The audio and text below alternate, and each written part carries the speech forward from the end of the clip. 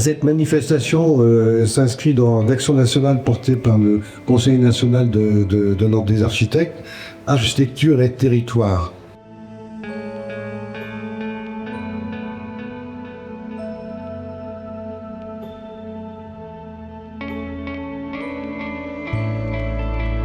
Toutes les chambres du coup au rez-de-chaussée étaient desservies donc par un très long couloir qui, dans le cadre du projet futur, n'a pas pu être conservé en l'état. Et donc on l'a récupéré effectivement dans la superficie qu'on donnera au logement. Il y avait l'hôtel du coup qui donnait dans l'autre sens, pas vers la salle des fêtes. Et on avait la petite chapelle de ce côté-ci. 3 grandes barres de bâtiments qui sont parallèles entre eux.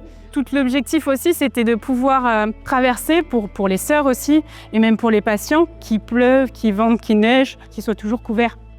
On va passer un petit moment ensemble, hein, où on va parler de l'ensemble du projet, ce que c'était avant, ce que ça va devenir, l'état des lieux. C'est vrai que les architectes se saisissent de ces questions-là et je pense que c'est important de le souligner. Et la question des friches, du devenir du bâti existant n'est pas le seul sujet qui nous intéresse. Cette réhabilitation aura une portée très forte au-delà de la région Centre-Val de Loire. Elle est accessible via le Transilien N que j'ai emprunté tout à l'heure pour venir et ça se fait très bien. Ça sera des logements qui seront du coup en rez-de-chaussée et en R+1. D'accord. Et comme on a effectivement ce que je racontais dans la visite, conserver les circulations verticales, c'est ce qui nous permet du coup de desservir ces différents niveaux. Et on a pu voir au fur et à mesure des évolutions du fait de l'ensemble des dépôts de toutes ces cloisons non porteuses, que la structure est très saine. Les anciens savaient construire.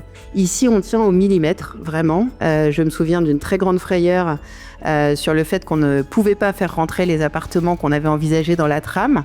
À ce moment-là, à peine les relevés reçus, on a cru que le projet ne se ferait jamais pour juste 5 cm de différence. Pour la faisabilité, c'est un vrai enjeu parce que pour plomber les réseaux, pour les questions structurelles, rien n'est systématique. Et même si, in fine, quand vous voyez les plans de projet, vous avez l'impression que tous les logements sont absolument identiques, il n'y en a pas un seul qui est identique.